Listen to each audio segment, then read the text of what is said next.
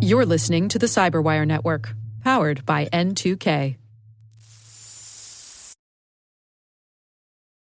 This episode is brought to you by Amazon. Sometimes the most painful part of getting sick is the getting better part. Waiting on hold for an appointment, sitting in crowded waiting rooms, standing in line at the pharmacy, that's painful. Amazon One Medical and Amazon Pharmacy remove those painful parts of getting better with things like 24/7 virtual visits and prescriptions delivered to your door. Thanks to Amazon Pharmacy and Amazon One Medical, healthcare just got less painful.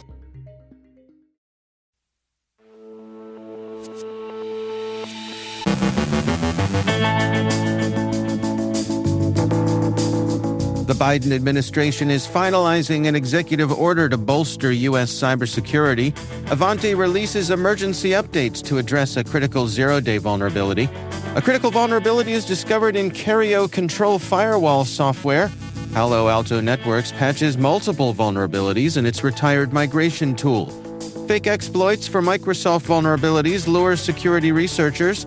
A medical billing company data breach affects over 360,000. A cyberattack disrupts the city of Winston-Salem. CrowdStrike identifies a phishing campaign exploiting its recruitment branding. Our guest is Danny Allen, CTO from Snyk, sharing how a balanced approach between AI and human oversight can strengthen cybersecurity. And the worst of the worst from CES.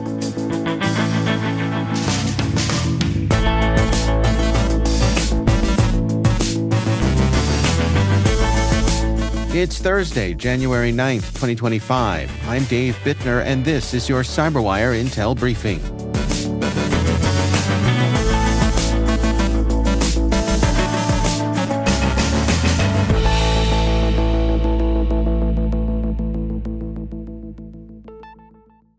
Thanks for joining us. It is great to have you with us here today. The Biden administration is finalizing an executive order to bolster U.S. cybersecurity in its final days, following major breaches during Biden's term, including a Treasury Department hack attributed to the Chinese group Silk Typhoon. The order emphasizes strong identity authentication and encryption for government communications.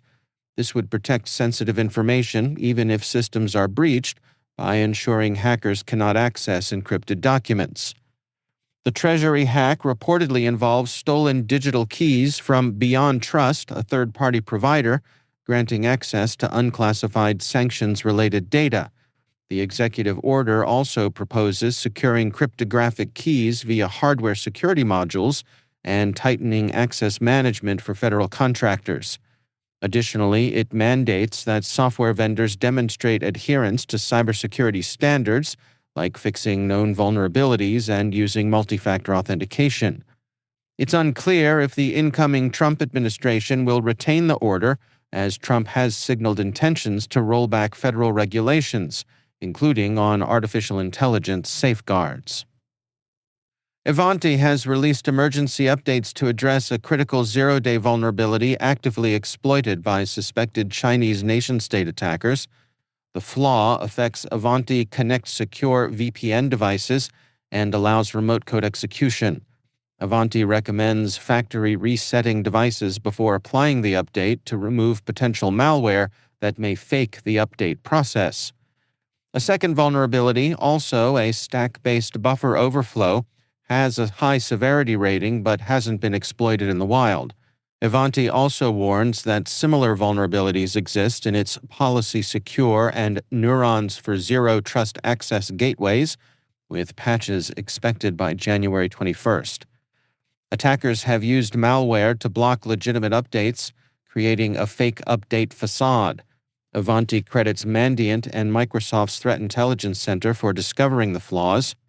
The U.S. CISA and the UK's NCSC urge immediate action, highlighting the risks to critical edge devices and advising organizations to review networks for signs of intrusion.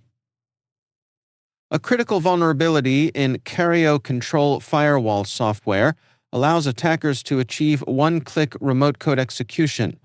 Discovered by researcher Egidio Romano, the flaw stems from improper input sanitization in several interface pages, enabling HTTP response splitting and open redirect attacks, potentially leading to severe consequences like gaining root access to the firewall.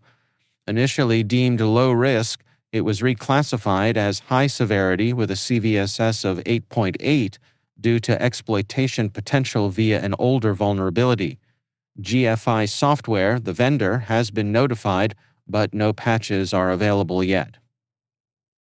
Palo Alto Networks has patched multiple vulnerabilities in its retired Expedition migration tool, including a high-severity SQL injection flaw. This flaw allows authenticated attackers to access sensitive data, such as usernames, passwords, and device configurations, and manipulate files on the system. Expedition, retired at the end of last year, will no longer receive updates or security fixes, and users are urged to find alternatives. The latest Expedition version resolves the flaw and 4 additional medium and low severity issues. Palo Alto also updated Prisma Access Browser to address 6 Chromium vulnerabilities, including 2 critical flaws in the V8 JavaScript engine. While no exploitation has been reported for the latest vulnerabilities, CISA previously warned about critical Expedition flaws exploited in attacks. Users should restrict network access to Expedition or deactivate it if unused. Security researchers are being targeted again, this time with fake exploits for Microsoft vulnerabilities. Trend Micro identified a malicious version of a legitimate proof-of-concept exploit for LDAP Nightmare, a denial-of-service bug patched in December. The counterfeit POC replaces Python files with a malicious executable that delivers a PowerShell script, which downloads malware to steal user data. LDAP Nightmare highlights 2 critical vulnerabilities, including one with a severity of 9.8, but both significant due to LDAP's widespread use in Windows environments. While experienced researchers may spot red flags, such as executables in Python projects, these lures still exploit trending issues to target a broader audience. This tactic follows a pattern of attackers targeting researchers, including incidents involving North Korean operatives. Previous cases have seen state-sponsored attackers use social media deception, zero-day exploits, and backdoored tools to compromise experts at major tech firms. Medusind, a U.S.-based medical and dental billing company, suffered a data breach affecting over 360,000 individuals. Exposed data includes health insurance details, medical records, payment information, government IDs, and contact information, though impacted data varies per person.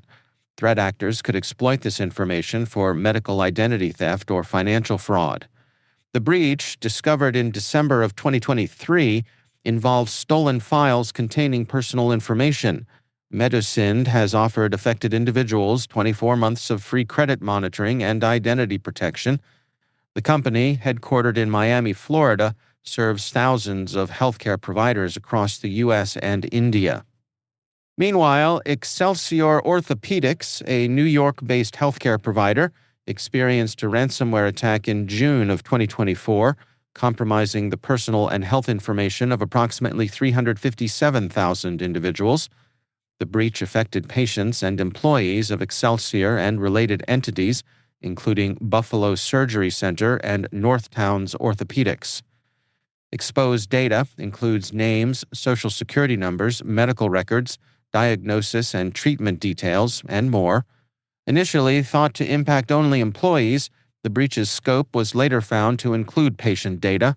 The Monty ransomware gang claimed responsibility, stealing 300 gigabytes of data, now publicly available. Excelsior disconnected external access to its network and continues recovery efforts. Affected individuals have been offered 12 months of free credit monitoring and fraud assistance services. The company has not confirmed the specific type of attack, but acknowledges significant data compromise. A post-Christmas cyber attack disrupted online utility payment systems in Winston-Salem, North Carolina, affecting 250,000 residents and nearby Forsyth County. Discovered on December 26, the attack forced the city to take systems offline, though fire and police services remain unaffected. Residents can pay bills in person without late penalties. City officials working with state and federal agencies have yet to restore full services. The attack coincides with severe weather communication challenges and follows similar incidents across North Carolina. The state prohibits government entities from paying ransoms under a 2022 law. Earlier this week, CrowdStrike identified a phishing campaign exploiting its recruitment branding to distribute malware. The attack uses phishing emails impersonating CrowdStrike recruitment to direct victims to a malicious site offering downloads of a fake employee CRM application. The downloaded executable, written in Rust, acts as a downloader for the crypto miner XMRig. The malware employs evasion tactics such as debugger detection, process checks, and sandbox avoidance before downloading and running XMRig. It establishes persistence by creating batch scripts in the startup directory and adding registry entries to re-execute on system logon. Victims are urged to verify the authenticity of CrowdStrike communications and avoid downloading unsolicited files.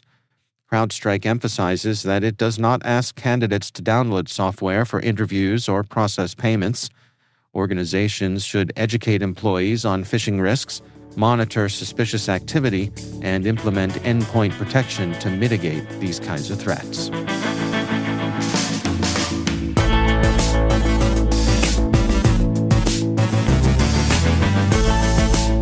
Coming up next, we've got my conversation with Snyk's CTO Danny Allen about how a balanced approach between AI and human oversight can strengthen cybersecurity, and hear about Worst in Show, also known as when your fridge knows too much about you.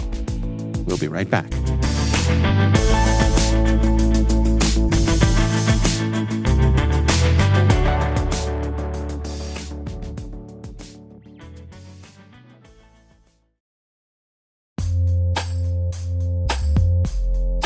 And now, a word from our sponsor, KnowBe4.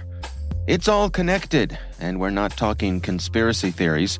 When it comes to InfoSec tools, effective integrations can make or break your security stack. The same should be true for security awareness training. KnowBe4, provider of the world's largest library of security awareness training, provides a way to integrate your existing security stack tools to help you strengthen your organization's security culture. KnowBe4's Security Coach uses standard APIs to quickly and easily integrate with your existing security products from vendors like Microsoft, CrowdStrike, and Cisco, 35 vendor integrations and counting. Security Coach analyzes your security stack alerts to identify events related to any risky security behavior from your users. Use this information to set up real-time coaching campaigns targeting risky users based on those events from your network, endpoint, identity, or web security vendors. Then coach your users at the moment the risky behavior occurs, with contextual security tips delivered via Microsoft Teams, Slack, or email. Learn more at knowbefore.com/securitycoach. That's knowbefore.com/securitycoach. And we thank KnowBe4 for sponsoring our show.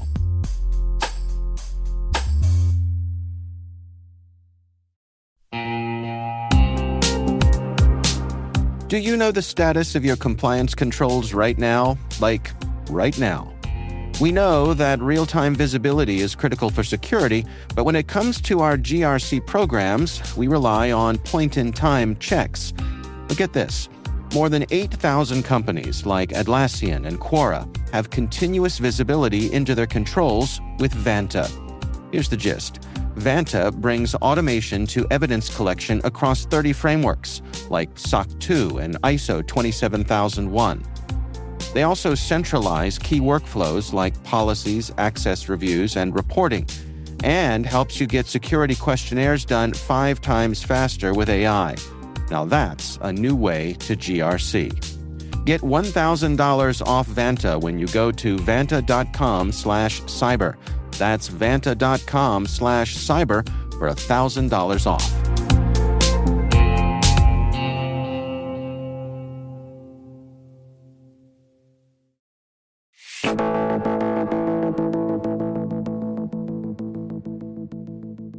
Danny Allen is Chief Technology Officer at Snyk. I recently caught up with him to talk about how a balanced approach between AI and human oversight can strengthen cybersecurity.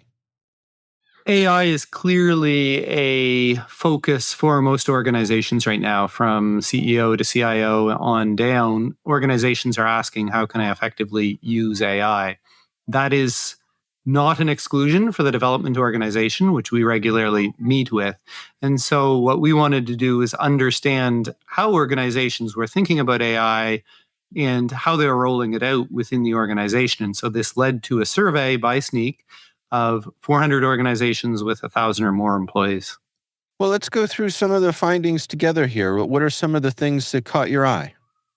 Well, the thing that probably stood out the most to me is that the C-suite, so CEOs, CIOs, et cetera, CISOs, were 5 times more likely to rate AI coding tools, because we were specifically honing in on development and AI coding tools, as not risky at all, as compared to the application security folks who were saying they were risky. And the numbers there, I think 5% of the application security team were saying, hey, these are not risky, where for the C-suite, 25% of them said not risky at all. So there's clearly a disconnect between executives and the application security team. It's probably the most significant standout from the report for myself. No, that's an interesting disconnect there. What do you make of that? What do you suspect might be driving it? I suspect that application security folks are very in tune with security issues and tend to be more paranoid. They have a lengthy history of dealing with security. And when it comes to AI, of course, security is the top concern. And so they just look at it as a new type of infrastructure. We need to be concerned about security. Executives, on the other hand, are not looking at it from a negative perspective of, I need to be paranoid about this. Executives instead are looking at it and saying, how can we be productive in using this? And so they are looking at it more optimistically than the security team, who are looking at it and say, what are the risks associated with this?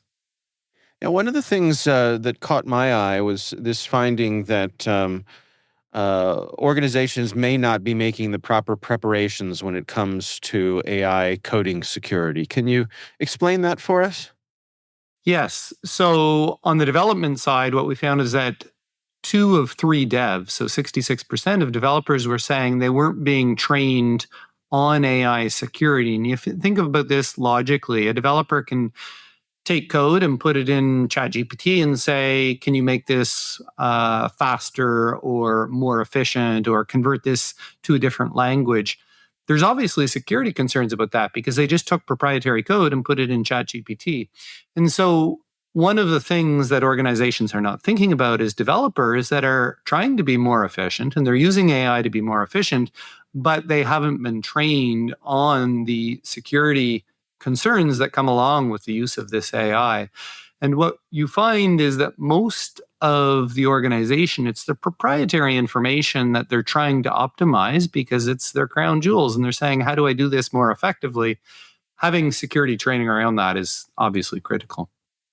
Yeah. What are the take-homes here in terms of lessons learned or words of wisdom for folks to take away from this report? What do you hope they get from it? Well, I really hope that organizations realize that AI, first of all, is extremely effective, and it helps organizations to be so much more productive. So this is in no way meant to say, don't use AI. Instead, it's to say, we should be using AI to make our organizations more productive, to develop more quickly. But we also need to be thinking about the guardrails that come along with that AI. And those guardrails can be at a people level. So, for example, training developers on how to use AI more effectively. They can also be at a process level, so that they're trained on how to use the AI within their daily workflows. And then also at a security level, there's many ways that we can put in security controls that, as organizations are using AI, they're doing it in a way that conforms with the corporate policy. Do you have any guidelines for best practices for folks to kind of dial in the balance between effective use of AI, but also the necessity for human oversight? I'm not yet convinced that AI is ready to be completely autonomous. Some human oversight is valuable. I think of self-driving cars. I'm not yet ready to get in a self-driving car and say, drive me across the country. Still need to be sitting in the seat with my hands on the steering wheel. However, that being said, you want to do it in a way that takes advantage of what the AI is giving you. In other words, if you're in a self-driving car, of course, you can pay attention to the traffic, but you don't have the stress associated with it. And I think that's the same way when it comes to AI within the organization. You don't want to be slowing down the organization. You don't want the guardrails to be so onerous that it doesn't allow them to achieve the outcome and that they are achieving the benefit of it. But you do need to have those guardrails in place. Our thanks to Danny Allen from Snyk for joining us. We'll have a link to Snyk's AI Readiness Report in the show notes.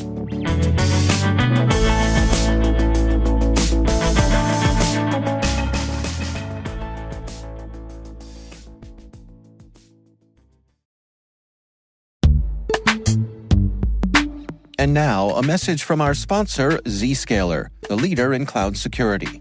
Enterprises have spent billions of dollars on firewalls and VPNs, yet breaches continue to rise by an 18% year-over-year increase in ransomware attacks and a $75 million record payout in 2024. These traditional security tools expand your attack surface with public-facing IPs that are exploited by bad actors more easily than ever with AI tools. It's time to rethink your security. Zscaler Zero Trust plus AI stops attackers by hiding your attack surface, making apps and IPs invisible, eliminating lateral movement, connecting users only to specific apps, not the entire network, continuously verifying every request based on identity and context, simplifying security management with AI-powered automation, and detecting threats using AI to analyze over 500 billion daily transactions. Hackers can't attack what they can't see. Protect your organization with Zscaler Zero Trust and AI. Learn more at zscaler.com/security.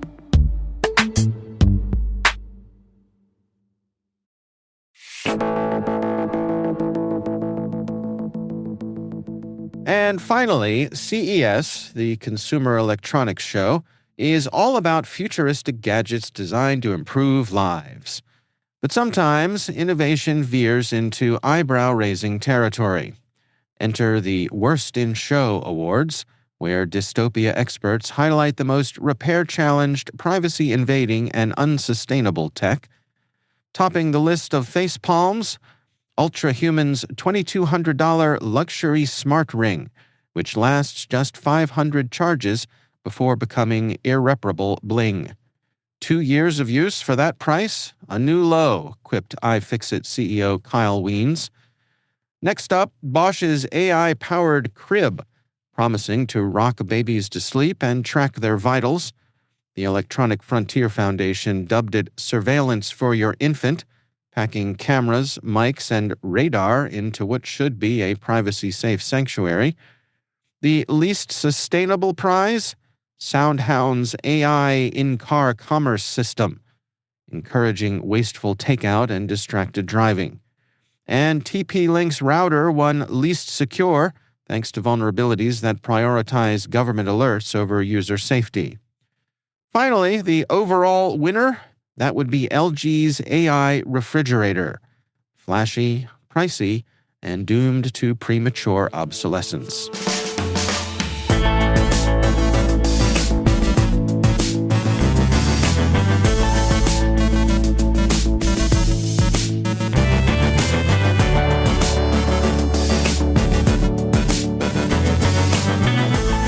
And that's the Cyberwire.